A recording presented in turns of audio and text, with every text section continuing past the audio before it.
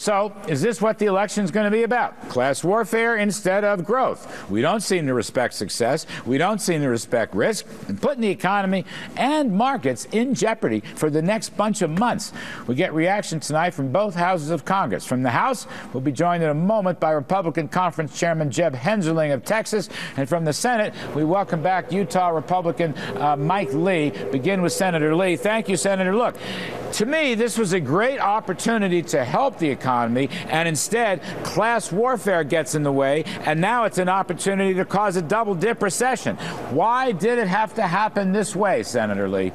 It didn't have to happen this way. It shouldn't have had to happen this way. Look, it's not the fault of the American people that Congress hasn't done the hard things, that Congress hasn't made the decision to cut where cutting is needed.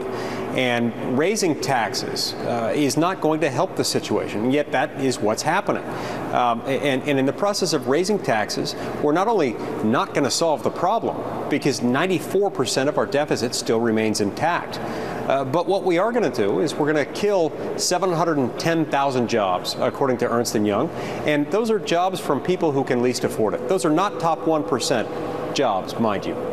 All right, Jeb Hensarling, welcome back to the show. We appreciate it.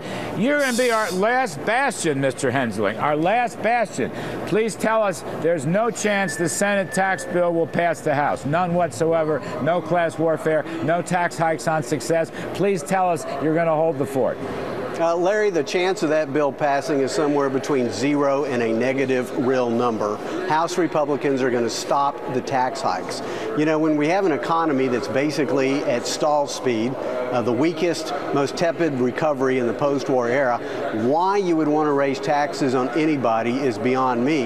And as Mike pointed out, I mean, this not only doesn't help, it hurts. You know, according to Ernst & Young, we're looking at 710,000 jobs are going to be lost by the president's tax increase plan. It's going to impact almost 1 million small businesses.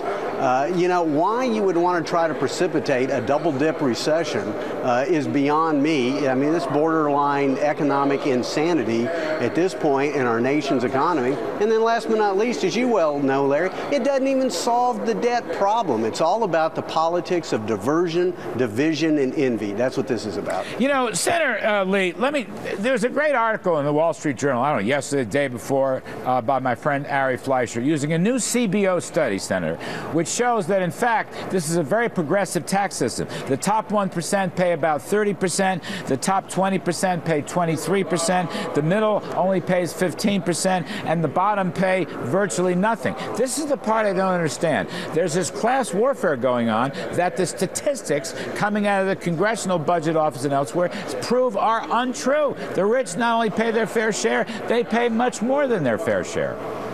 Yeah, that's exactly right. They do pay an enormous amount, much more than their numbers reflect.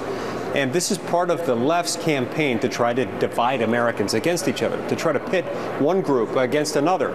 And, you know, we deserve better than that, particularly at a time when we're suffering as a result of Washington's failure, its absolute, adamant refusal to do the right thing. Jeb Hensarling, is this going to be really part of this whole milieu for the election, that we want to tax the rich rather than promote economic growth? Instead of growing the pie, we want to tax the rich.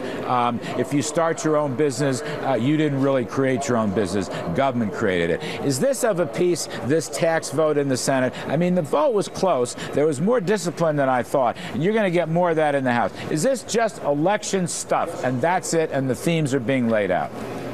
Well, you know, again, bless his heart, I think the president is clueless on what it takes to go out and create a job. I mean, when he looks at, you know, millions of entrepreneurs and small business people and essentially points his finger at them and says, you did not build this. I mean, not only did the president not build it, he's trying to tear it down through taxation. In the history of mankind, there's never been a society that taxed its way into prosperity. But here's a president who is presiding over the worst economy since the Great Depression.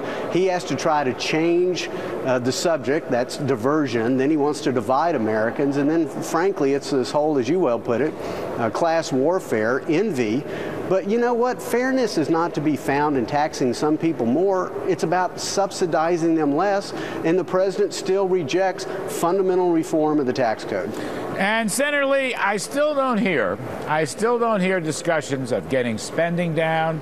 People believe that if these tax hikes on the rich were to go through, and Jeb Hensarling said they're not going to pass the House, okay. I don't hear, Senator Lee, I don't hear spending cuts. I don't hear what we're going to do about the defense budget. I don't hear what happened to the balanced budget amendment, cut cap and balance. I don't hear any of that stuff. Deficits, debt, it just seems like it's endless. And once again, Washington has broken down.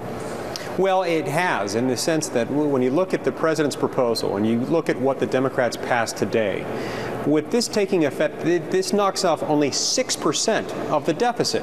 And then when you add to that the fact that the president's 10-year budget, even assuming that all of these tax rates go up as planned, it still adds $11 trillion to our national debt over the next 10 years. So this shows that the Democratic Party and the White House are fundamentally unserious about dealing with our debt and deficit problem, and that's where we need to be focused. Jeb, we don't have a revenue problem, we have a spending problem. That's where we need to focus. Last one, give it to you, Jeb Hensarling. Have you ever seen a tax hike like this that wasn't spent? Isn't that the real interest here? Expand government. I don't hear them putting riders on there that said we're going to use this to retire the debt. It's going to be spent.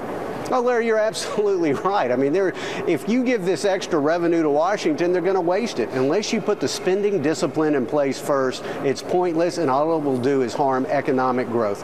All right, we're going to leave it there. Thank you, gentlemen. Congressman Jeb Hensarling and Senator Mike Lee, we appreciate your time very much.